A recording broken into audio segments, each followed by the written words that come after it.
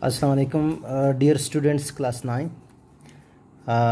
आज हमारा second lecture है चैप्टर 2 का और हमारा टॉपिक है आइसोटोप्स ऑफ हाइड्रोजन। हमने आइसोटोप्स डिफ़ाइन किए हैं और उनके जो केमिकल प्रॉपर्टीज़ है वो भी हम कर चुके हैं, फिज़िकल प्रॉपर्टीज़ भी कर चुके हैं। तो now we will discuss them one by one for different elements. Element number 1 is hydrogen. Hydrogen के आइसोटोप्स हम स्टडी करेंगे। सबसे पहले इनके बारे में आपको पता होना चाहिए कि इनका एबंडेंस कितना है। एबंडेंस मीन्स ये नेचर में कितने पाए जाते हैं, इनकी परसेंटेज क्या है, कितने परसेंट पाए जाते हैं। अगर हम हाइड्रोजन एलिमेंट लेते हैं तो उसके अंदर 3 आइसोटोप्स हमें मिलेंगे। ये जो तीसरा आइसोटोप है ये तो अनस्टेबल है बहुत ज़्यादा, इसलिए ये हमें नहीं मिलेगा। तो ये हायर एटमॉस्फेयर में मिल सकता है। बाकी दो जो आइसोटोप्स है they are comparatively stable. The first one is very much stable, इसलिए इसकी परसेंटेज भी ज़्यादा है। ये देखे कायनात में, नेचर में बहुत ज़्यादा पाया जाने वाला प्रोटियम है। तो जो आइसोटोप ज़्यादा पाया जाता है इसका मतलब वो ज़्यादा स्टेबल है, जो कम पाया जाता है वो कम स्टेबल है, और जो बिल्कुल नहीं पाया जाता नॉर्मल हाइड्रोजन के अंदर तो इसका मतलब वो अनस्टेबल है। सो tritium is unstable.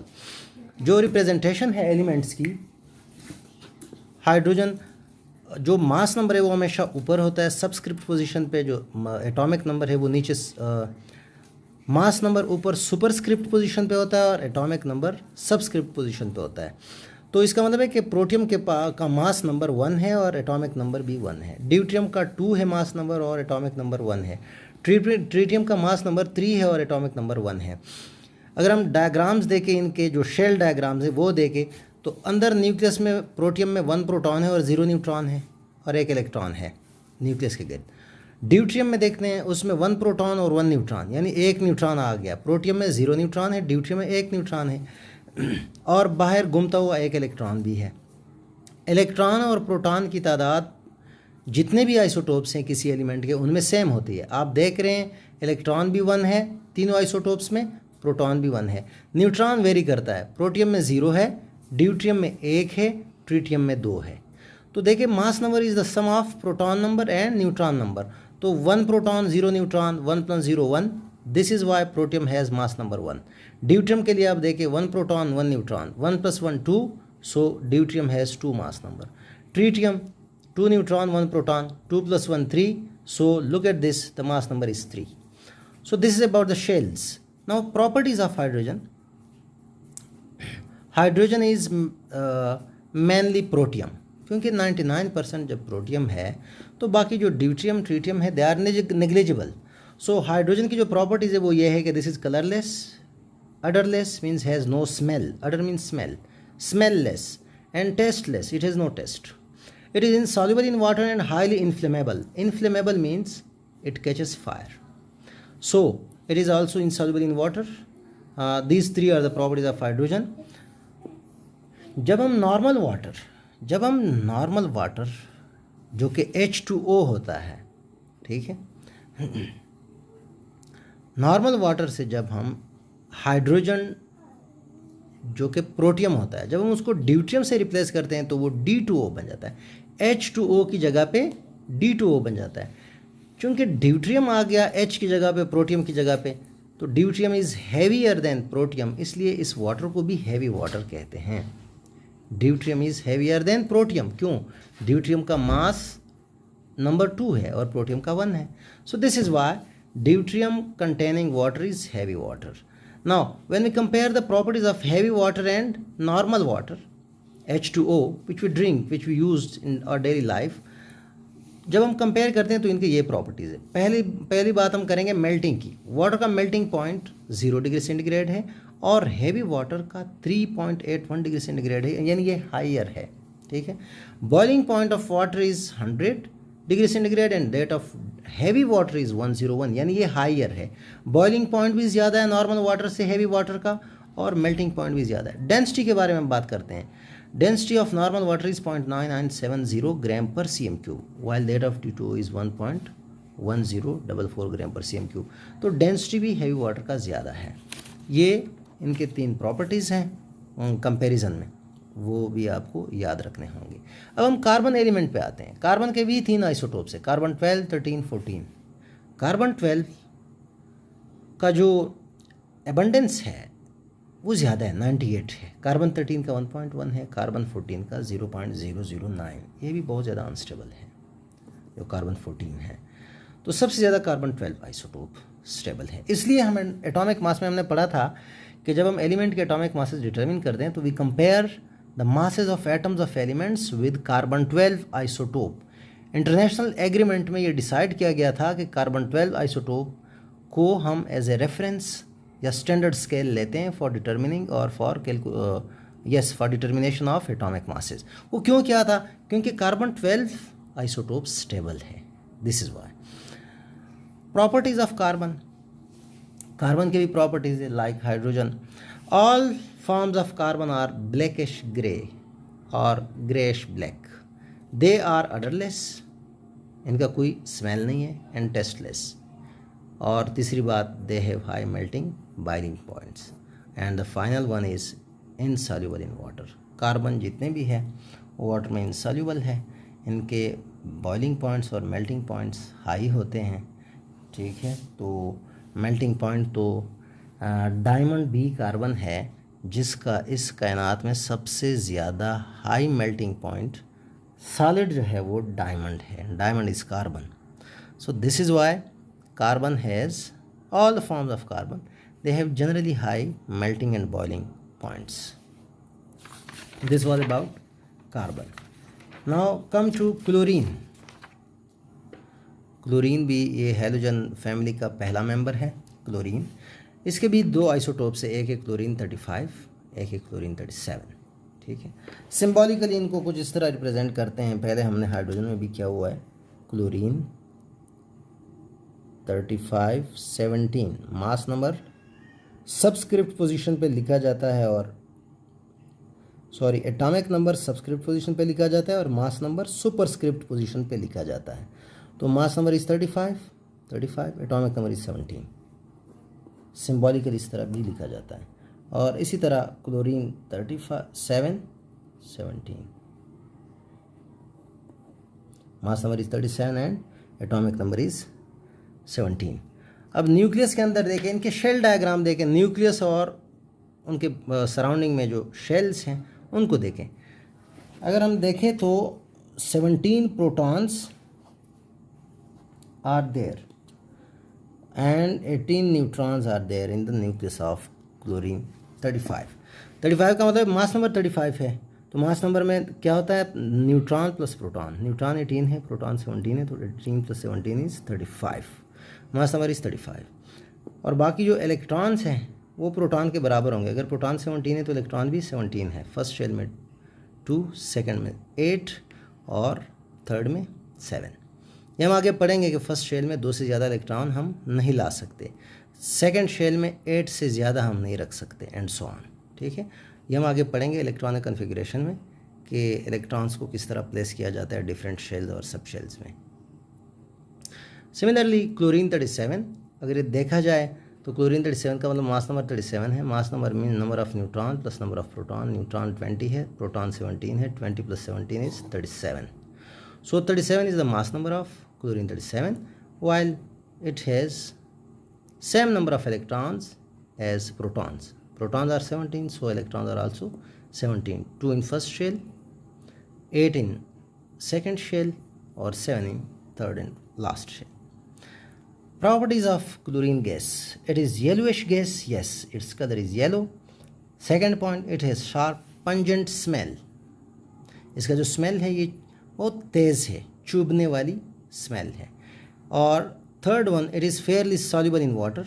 It is soluble in water to a large extent.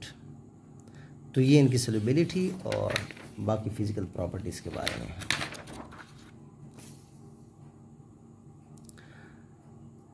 Isotopes of uranium. Uranium is very important element. It has 3 isotopes. One is uranium 235. The other is uranium 230. One is uranium 234. The other is uranium 235. And the third one is uranium 238. इनके abundance पे बात करते हैं तो 0.006% uranium 235 है सबसे कम, और uranium 234 uranium 235 0.72%, और यूरेनियम 238 जिसका abundance सबसे ज़्यादा है जो सबसे ज़्यादा स्टेबल है और यूनिवर्स में या नेचर में सबसे ज़्यादा पाया जाने वाला यूरेनियम 238 है, ठीक है। Not in universe but on the earth surface और on the earth it is uranium 235 which has highest abundance, percent abundance or natural abundance or relative abundance. We can use all these three terms. Abundance natural means nature में कितना पाया जाता है, relative means relate करके एक दूसरे के साथ, और परसेंट कितने परसेंट है।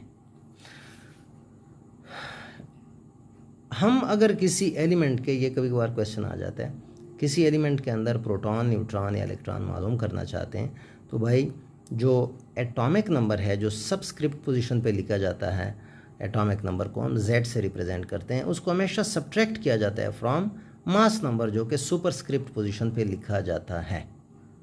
अब ये देखें, uranium 235 92, what is 92? It is atomic number, subscript position. What is 235? It is mass number, it is at superscript position.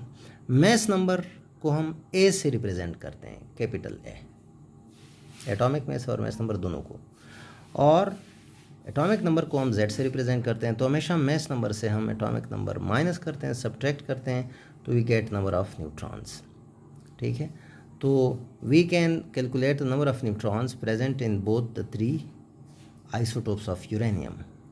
Now the properties of uranium. Uranium 235 is used in nuclear reactors and atomic bombs. Yes, fusion reactions में atomic bomb formation में हम इसको use करते हैं। Uranium 234 is rare. देखिए इसका जो percent abundance है या natural abundance है, that is very much, that is least among all. So this is rare because this is unstable. Uranium 238 decays and emits alpha particles and results in formation of thorium 235-90। Uranium 235 ये देखिए, ये nuclear reaction है। Uranium 238-92 changes to thorium. This is we will change it, this is not uranium, this is thorium, TH, okay। So this is thorium, another element, and helium He42। Helium is alpha particle. हमने Rutherford experiment में पढ़ा था कि helium is alpha particle, helium nucleus is alpha particle. So uranium 238 changes to thorium and alpha particle. This is nuclear reaction in which an element is changed into another element, okay। In chemical reaction फ़र्क ये है, chemical और nuclear reaction में, आप chemical reaction भी पढ़ेंगे कि chemical reaction में न्यूक्लियस हिस्सा नहीं लेता। केमिकल रिएक्शंस में सिर्फ इलेक्ट्रॉन्स हिस्सा लेते हैं, और वो भी valence shell electrons, outer most shell electrons, inner shell नहीं, आउटर मोस्ट शेल इलेक्ट्रॉन्स। जबकि न्यूक्लियर रिएक्शन में न्यूक्लियस हिस्सा लेता है। देखिए 92 is proton number, electron number और proton number, because is atomic number, atomic number means proton number और electron number. So proton number 92 changes to 90। जब प्रोटॉन नंबर चेंज हो जाता है तो एलिमेंट की शनाख्त चेंज हो जाती है, आइडेंटिटी चेंज हो जाती है, and this is possible only in nuclear reactions. In chemical reactions the identity of element remains the same. Water में हाइड्रोजन ऑक्सीजन रिएक्ट करते हैं, वही H2O बन जाता है जिसमें हाइड्रोजन और ऑक्सीजन रिटेन करते हैं, वो बरकरार रहते हैं, उनकी आइडेंटिटी चेंज नहीं होती, क्योंकि न्यूक्लियस रिटेन्स, न्यूक्लियस पर कोई फ़र्क नहीं पड़ता। न्यूक्लियस के अंदर प्रोटॉन और न्यूट्रॉन्स खैर खैरियत से रहते हैं, सिर्फ outer most shell electrons chemical reactions में हिस्सा लेते हैं, okay. So and keep it in mind, किसी एलिमेंट की आइडेंटिटी उसके न्यूक्लियस बताता है। The identity of an element is told by the nucleus, okay। So जब न्यूक्लियस चेंज नहीं होता तो आइडेंटिटी चेंज नहीं होती। तो न्यूक्लियर केमिकल रिएक्शंस में न्यूक्लियस रिमेन्स अनचेंज्ड, न्यूक्लियस पर कोई फ़र्क नहीं पड़ता। ये यूरेनियम 238 का रिएक्शन। नाउ यूरेनियम 235, यूरेनियम 235 भी डिके करता है। Decay means breakage, to break and convert into something other. So uranium 235 changes to neutron, smaller nuclei like ये देखो, थोरियम यूरेनियम से छोटा है, स्मॉलर न्यूक्लियाई है। देखिए 238 प्रोटॉन और न्यूट्रॉन है। यूरेनियम के न्यूक्लियस में कितने प्रोटॉन न्यूट्रॉन है? 238। थोरियम के न्यूक्लियस में कितने प्रोटॉन न्यूट्रॉन है? 234। तो ये कम हो गए ना उससे। जब न्यूट्रॉन प्रोटॉन कम हो गए तो न्यूक्लियस भी छोटा हो गया, एलिमेंट या न्यूक्लियस भी छोटा बन गया। तो इस तरह यहाँ पे भी uranium 235 92 changes to smaller nuclei like thorium and other elements. So many elements are possible. They may be the product of such reactions. And beside those elements like thorium and other elements, mention इसलिए नहीं किया कि काफ़ी possibility है, मुख्तलिफ़ किस्म के elements बन सकते हैं। इनके अलावा जिस तरह यहाँ पे इस थोरियम के अलावा हीलियम या अल्फा पार्टिकल बना, इस तरह स्मॉलर न्यूक्लियाई के साथ साथ न्यूट्रॉन्स भी बनते हैं और एनर्जी भी खारिज होती है। एंड दैट एनर्जी, चूँकि ये न्यूक्लियर रिएक्शन है, न्यूक्लियर रिएक्शन में एनर्जी ज़्यादा इन्वॉल्व होती है, एमिट होती है, एब्जॉर्ब होती है कंपेयर टू यूजुअली एमिट होती है कंपेयर टू केमिकल रिएक्शन। तो यहाँ पे एक डेटा के मुताबिक कि 1 kg यूरेनियम 235 अगर इसको डिके किया जाए तो इससे जो एनर्जी रिलीज होती है that is equal to the chemical energy produced by 17,000 kg coal. 1 kg uranium 17,000 kg coal, carbon. तो इस कार्बन से जो केमिकल एनर्जी एमिट होती है वो इक्वल है to the energy produced when uranium 235 undergoes breakage और डिके। यानी न्यूक्लियर एनर्जी या न्यूक्लियर रिएक्शन में जो एनर्जी एमिट होती है that is far more greater than chemical reactions. Okay, so now the last topic of week 3, third week, is uses of isotopes. Isotopes के अपने uses हैं। Number 1, radioactive iodine 131। ये जो नाम होता है एलिमेंट का, फिर डैश होता है, फिर उसके बाद जो नंबर होता है, this is always mass number. Keep it in mind, किसी एलिमेंट का नाम, उसके बाद डैश और उसके बाद जो नंबर होता है that number shows mass number. तो आयोडीन 131 मास वाला जो है it is used in diagnosing thyroid problems. Thyroid problems को डायग्नोज जानने के लिए हम रेडियोएक्टिव आयोडीन 131 यूज़ करते हैं। Second one, sodium 24, it is used to detect blockage in circulatory system. या हमारे वेंस में हमारा जो ब्लड सर्कुलेटरी सिस्टम है उसमें जहाँ जहाँ पे ब्लॉकेज है, कॉन्स्ट्रिक्शंस हैं, उनको डिटेक्ट करने के लिए हम सोडियम का एक आइसोटोप है सोडियम 24, सोडियम 23 नहीं, sodium 24 isotope is used for this purpose. Third one, iodine 123, this is iodine 131, the other is iodine 123. 123 iodine is used to image brain. Brain का इमेज लेने के लिए हम आयोडीन 123 यूज़ करते हैं। So the fourth one use is cobalt 60 is use to irradiate cancer cells. जहाँ पे tumour होता है और कैंसरस सेल्स होते हैं उनको किल करने के लिए cobalt 60 isotope is used. It is very much effective. Carbon 14, देखिए कार्बन के आपने 3 आइसोटोप्स पढ़े हैं। There are 3 isotopes of carbon, carbon 12, carbon 13, carbon 14. Carbon 14 is used to trace path of carbon in photosynthesis. Photosynthesis में अगर आपने detect करना है कि क्या एक वुड के अंदर क्या फोटोसिंथेसिस हो रही है या नहीं, उसकी लाइफ है या नहीं है, ये कार्बन डेटिंग में भी हम यूज़ कर सकते हैं। तो हम देखते हैं whether photosynthesis is taking place और नॉट, तो we can use carbon 14 isotope. Sixth one, radioactive isotopes are used to study structure of molecules. Molecules के स्ट्रक्चर डिटरमिन करने के लिए we can use radioactive isotopes. What are radioactive isotopes? You would have come across this topic in physics, maybe somewhere. Radioactivity is the phenomenon in which some radiations are emitted by some elements which are unstable, and the process or such phenomenon is called radioactivity. The phenomenon of emitting radiations from elements is called radioactivity, and some isotopes emit radiations, so we can say they undergo radioactivity. Such isotopes are called radioactive isotopes. They are used to study structures of molecules. देखिए, structure से मुराद है कि एक molecule के अंदर atoms किस तरह एक दूसरे के साथ अटैच है. फॉर एग्जांपल, सिंपल जो स्ट्रक्चर है, मैं आपको एग्जांपल दूंगा. वाटर, इसका स्ट्रक्चर ये है.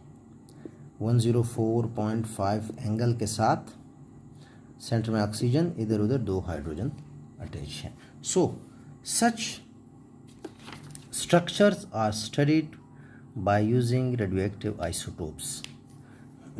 The next one, sixth one, radioactive isotopes are also used to study mechanisms of chemical reactions. Chemical reactions के mechanism को समझने के लिए radioactive isotopes हम यूज़ कर सकते हैं. What is mechanism? Mechanism of chemical reaction का मतलब है कि chemical reaction किस तरह हो रहा है, उसमें कितने स्टेप्स हैं और कौन कौन स्टेप्स हैं और वो कैसे कैसे हो रहे हैं. सो to completely understand the way of chemical reaction, the pathway of chemical reaction is called mechanism, and mechanism of chemical reaction is studied by using some specific radioactive isotopes.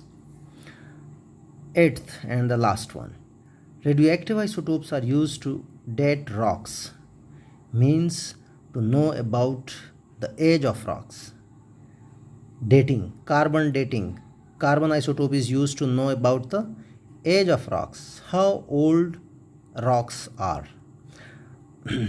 Archaeological objects, some objects dating back, old objects, maybe woods, maybe some you can say minerals and other objects, and mummies. Mummies are actually, they are animals, maybe human beings that are preserved for long time. They are mummies.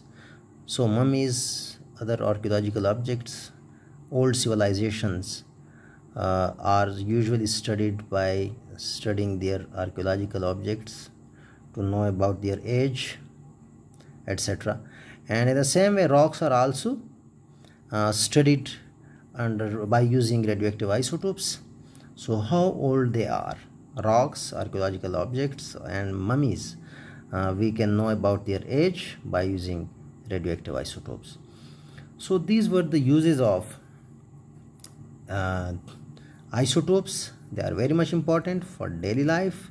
On medical point of view, we can use them, and we can also use to study the age of different objects. We can also use them to study the mechanism of chemical reaction, structures of molecules, and similarly to know about the path of carbon in photosynthesis.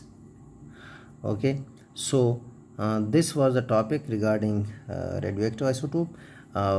We will continue second chapter of class 9 chemistry, and my third lecture regarding second chapter would be about electronic configurations, shells, subshells, and how electrons are placed in different shells and subshells. Okay, wish you all the best. Allah Hafiz.